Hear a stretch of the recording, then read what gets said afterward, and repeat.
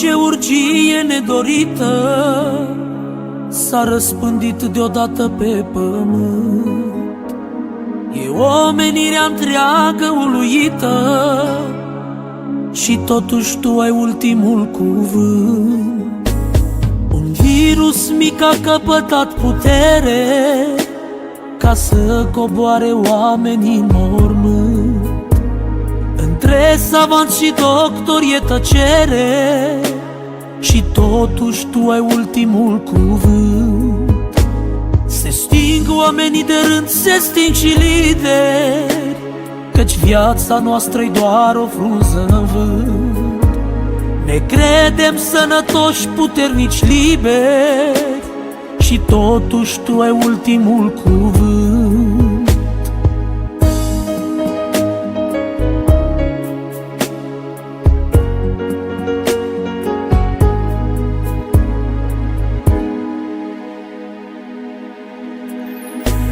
Au zis prea mulți, prea multe până acum și-au ignorat cuvântul tău cel sfânt. Azi gura tuturor le-a închis-o ciuma, căci, Doamne, Tu ai ultimul cuvânt.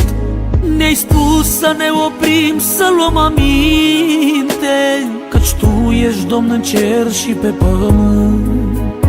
Să punem preț pe lucrurile sfinte, să știm că Tu ai ultimul cuvânt. Acum sunt teatre, stadioane goale, spectacole, distracții nu mai sunt. Înghesuiți stau numai în spitale și totuși Tu ai ultimul cuvânt.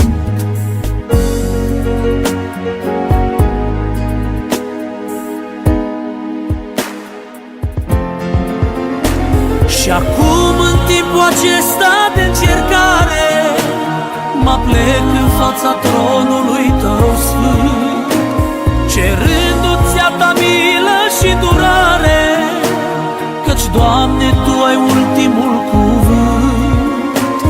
Oprește, Tată bun, te rog, urgia ce-a coborât atâția în mormânt. Deși planeta-ți merită mânia, dar, Doamne, Tu ai ultimul cuvânt. Te rog în numele jertfirii sfinte, oprește pandemia pe pământ.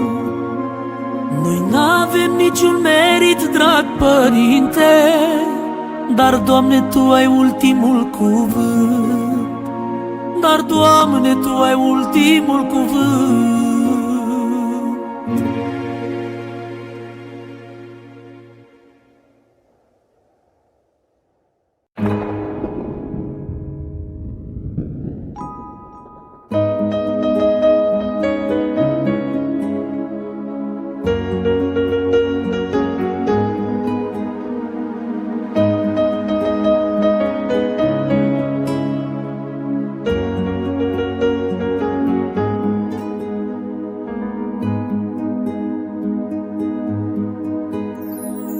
Doamne, ce urgie nedorită s-a răspândit deodată pe pământ.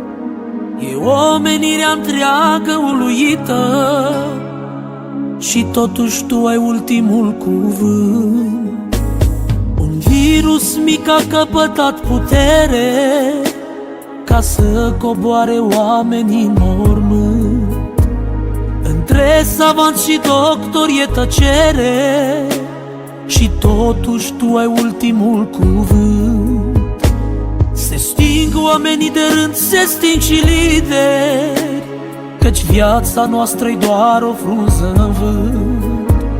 Ne credem sănătoși, puternici, liberi și totuși Tu ai ultimul cuvânt.